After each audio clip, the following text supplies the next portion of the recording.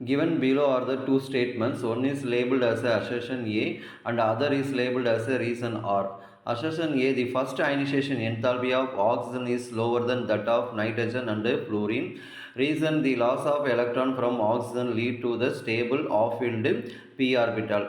In light above the statements, they choose the most appropriate answer from the option. Ionization energy na என்ன மீனிங்னா outer most ஷெல்ஸ்லேருந்து ஒரு எலக்ட்ரானை remove பண்ணுறதுக்கு some amount of energy வந்து தேவைப்படுது. அந்த energy தான் நம்ம என்ன சொல்கிறோம், அயனைசேஷன் எனர்ஜின்னு சொல்கிறோம்.